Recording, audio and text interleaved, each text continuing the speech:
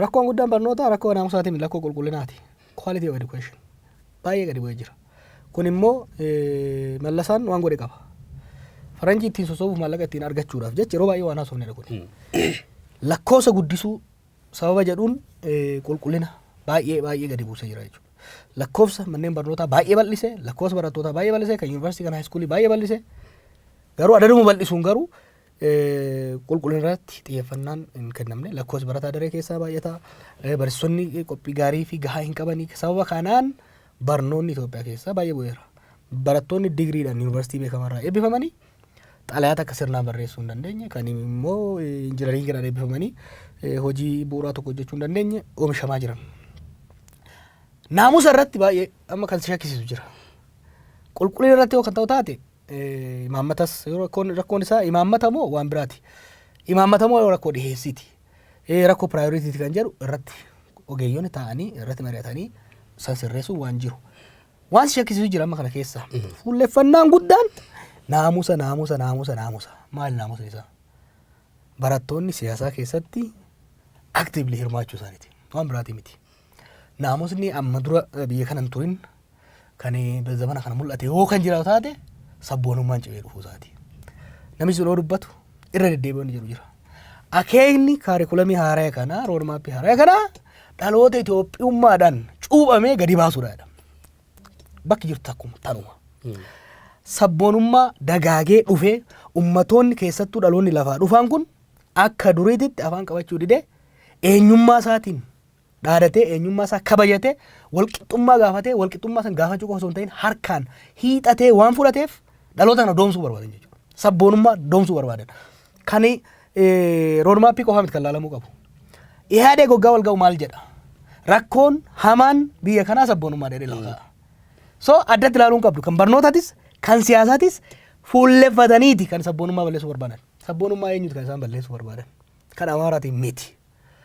Roodmaappiin kun dhugaa qabbaa'u sabboonummaan Amaaraa sadarkaa ammaa kana hin geenye. Oromoo irratti fuulleffataniiti. Kan ammoo kan sii mirkaneessu maali? Seensa irratti akeekni roodmaappii kanaa dhaloota Itoophiyummaadhaan cuuphame fiduudha. Gadi siqee garuu barattoonni Oromiyaa keessaas kan biraa afaan Amaaraatiin sadarkaa gadi sana kaasanii barataniidha. Itoophiyummaa Amaarummaadhaa kan kaleessa qabsoodhaan ofirraa fottoksinee ofirraa lafaan geenye san deebisuu barbaadan. Kuni akeekni isaa ifa ta'uu danda'uudha qaba. Keessa qofa osoo hin ta'in alumarraa waan ifaati jechuudha. Kan biraa afaan ilaalchisee akkuma ati dubbatte onlaayinii dokumentiin deemaa jiru amma ofishaalii wanni isaan gadi baasanii himanii jiraachuu baatullee afaan Amaariffaa naannolee hundumaa keessattuu kutaa tokkoffaa kaasee akka baratamuudha dokumentiin karaa onlaayinii deemaa jiru. Biiroon barnoota Oromiyaa immoo Dr. Tolaa Bariisoo BBC afaan Oromootti akka himanitti waan kana waakkatanii jiran. Biiroo barnootaa fi ministeera barnootaa gidduu wal hubannaan jira kan jedhu gaafii ta'inatti mul'ata. Barbaachisummaan afaan Amaaraa kutaa tokko eegaluu maali? Biiroo barnootaa fi ministeera federaalaa jidduu yookiin fakkeessanitti durriyyeen ogaa keessa seenuu hedduu fakkeessite boksiin wal dhoofti. Ati waldhaan jettee addaan qabu deemta isaan keessa seenan. Yookiin biiroon barnootaa fi ministeerri barnootaa geemii san uummata irratti taphachuu barbaadani yookiin immoo biiroon barnoota Oromiyaa geemiin ala darbamee jira jechuudha. Draaftii isaa irratti wixinee irratti qaama isaan haala san irrattis ifatti lafa kaa'amee jira. Afaan Amaaraa kutaa tokko irraa akka eegalu kan jedhu. Wixineen biraa wixineen sun fooyya'ee yoo jiraate maa gadi hin baafne wanni dhokfamuuf maali? Wanni amma Dr. Tolaan jedhu kun dhugaa yoo ta'e afaan isaanii maaliif amannanu? Wal beeyna baroota darbe keessa maal akka turan. Mootummaa tana arra dhiisii egaa ishiin duuteeyyuu amanuun nama rakkisa. Maaliifi mootummaa jireenya ishii guutuu sobarratti hundoofte waan taateef. Yaadadhu Dr. Tolaa afaanii laagii warra akkataa ture bara. Kanaaf waan irra dabarree wanni goonuu miti. Dr. Tolaan wanni inni jedhu kun dhugaa yoo ta'u taate wixineen sun fooyya'ee afaan Amaaraa kutaa tokko irraa hin eegaluu kan jedhu as baasee nu agarsiisuu danda'udha qaba. In fact dongora qofa osoo hin ta'in yakka hojjetaa jiru warri biiroo barnoota Oromiyaa. Wixineen kuni mormii guddaa Oromiyaa keessatti irra gahee almost reject waan jedhe waan godhamedha. Yaada san keessatti hammatamuu isaa osoo mirkaneessin cal'isanii haga ammatti turuu isaanii dongora guddaa osoo hin ta'in itti gaafatamummaa isaanii hir'isuudha kan agarsiisu. Wixinee kanarraa kaanu afaan Amaaraatiin wal qabate. Afaan Amaaraa kan sadarkaa gadi irraa baratamuu qabuuf federal working language waan ta'eef afaan hojii federaalaa waan ta'eef jedha. Itoophiyaa keessatti afaan biyyoolessaa naashinaal laanguweej wanni jennu hin jiru. Afaan hojii afaan Ingiliziitii fi afaan Amaaraati. Garuu uummanni Oromoo gaafii gaafataa jiru jira. Gaafii gaafataa jiru maali? Afaan Oromootis afaan hojii federaalaa nuuf haa ta'u jedhee gaafii qabsoo tana finiinsitee as hin geesse. Kana osoo hin deebisin gara imaammataatti seenuun atiin biraan masqalatti fakkaata waa jechaa ture bara darbe. Imaammata afaanii osoo hin qabatin dura imaammata barnoota afaanii baasuun hin danda'amu. Biyyattiin gaafii afaaniitu waggaa 50 afaan Amaaraa biyya kanarratti humnaan kan fe'amee as ture. Humnaan fe'amuu kanatu gaafii guddaa kaasee waggoota 50 darbeef biyya kanatti nama wal ficcisiisaa ture. Qabsoo ammaa kanarlee jijjiirama ammaa kanallee kan fide. Gaafii kanaaf furmaata osoo hin kennin imaammata barnoota afaanii fiduu jechuun maal jechuudha? Qormaata fudhattee osoo gaafii tokko farra kan jiru osoo hin deebisin kan dhumaarra deebisuudhaaf deemu jechuudha. Kuni waan fudhatama hin qabneedha. Oromiyaa keessatti Oromoon jibba afaan Amaaraa hin qabu.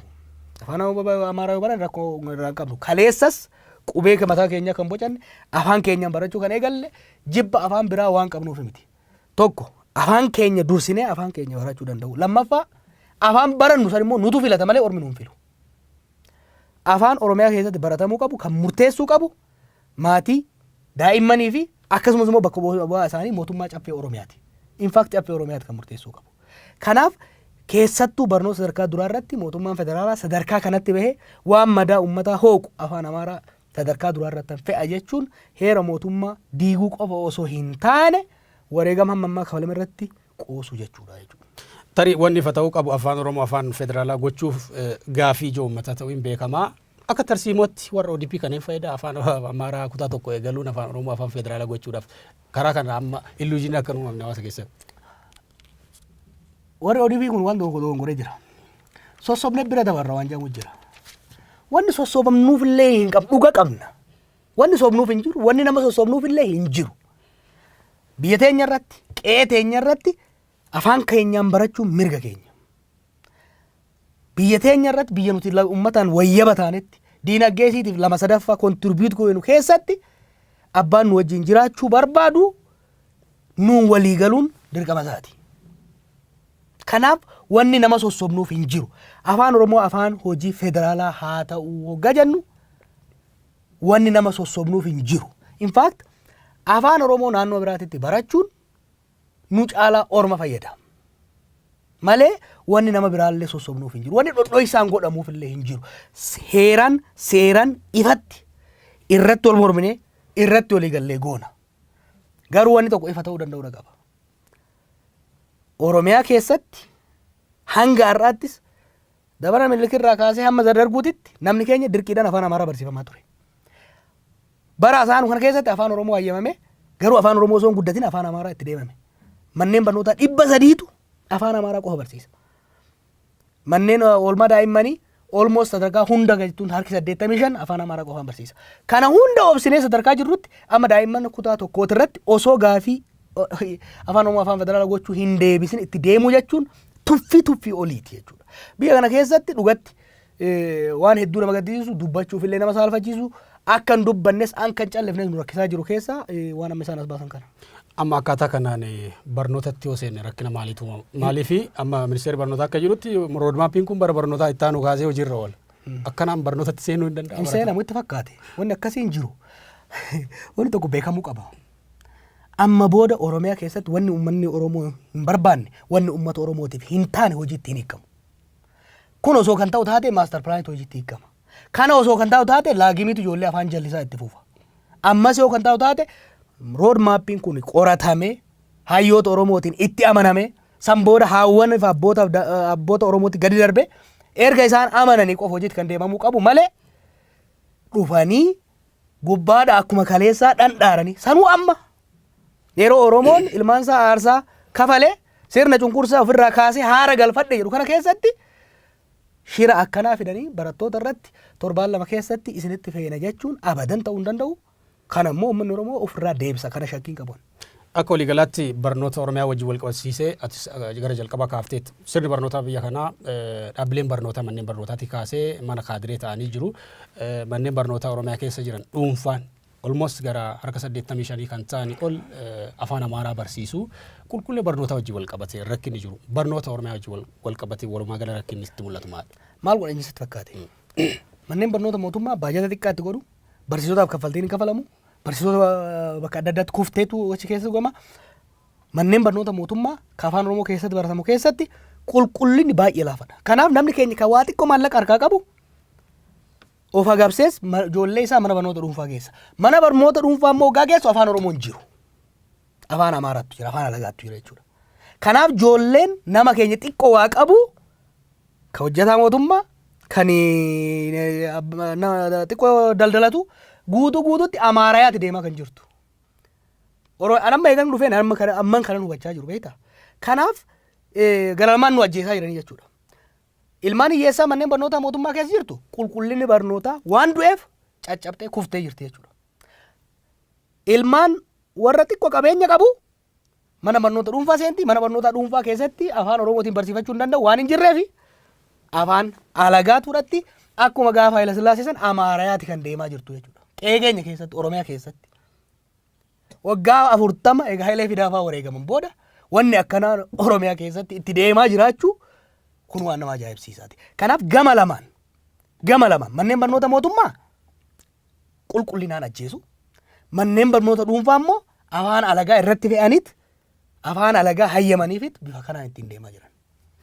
Galatoomii Jawaar sirni barnootaa yoo bocamu walumaa galatti buxineen sirna barnootaa gaafa qophaa'u hirmaannaa akkamii barbaachisa amma fakkeenyaaf kan nageenya dookumentii kun waggaa tokko dura akkasuma ifa bahee mormii keessummeessaa ture jarri inuma dhoksan ammas hawaasi quba hin qabaanne waan kana jechuudha. Hirmaannaa akkamii barbaachisa yeroo akka kana?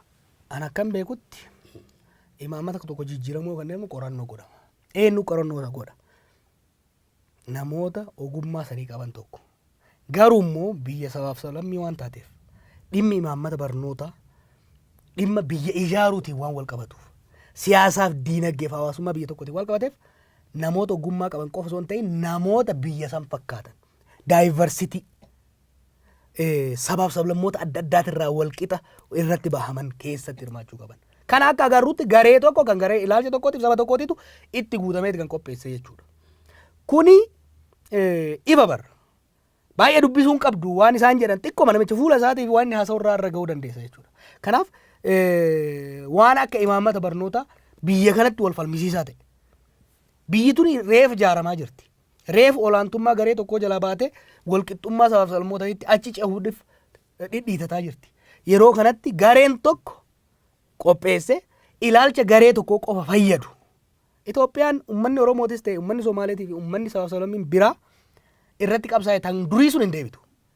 Ilaalchi imaammata kana Itoophiyaa durii san kan olaantummaa afaan tokkoof aadaa tokkoo qabdu deebisuudhaaf karoorfamee garatti deemamaa jiru jechuudha. Kuni nama qaaneessa. Maaliif? Yoo akkas kan taatu taatee maaliif namni sun hundume? Yoo akkas kan taatu taatee Haayila Sillaasee irratti maaliif namni fincile darguu irratti maaliif namni fincile? Itti dhiisuun hin danda'ama ture. Kanaaf adeemsa imaammanni tokko itti qophaa'u irra utaaluudhaan akeekaaf tarsiimoo siyaasaa garee tokko bakkaan ga'uudhaaf kan qophaa'edha.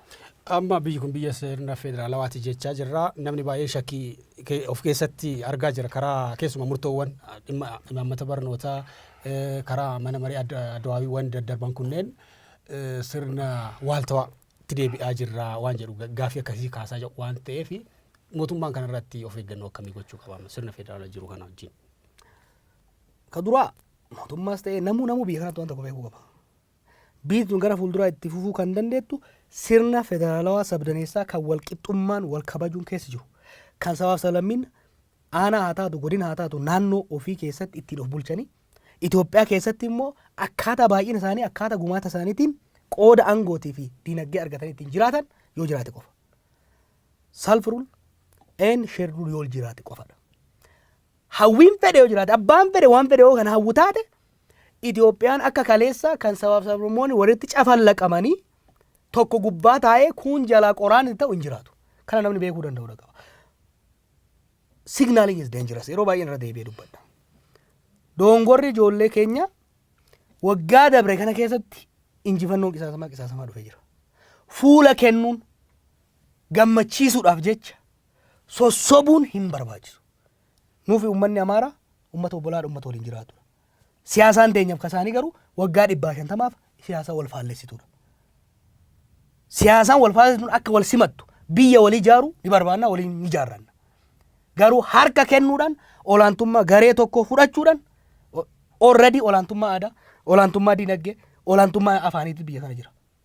Wanni hoggansa kanarraa fi mootummaa gara fuulduraa sirna demokraatawaa gara fuulduraa irraa eenyus olaantummaan kaleessa disparitiin sun hafe wal qixxummaan akka bakka bu'uudha kan barbaannu jechuudha.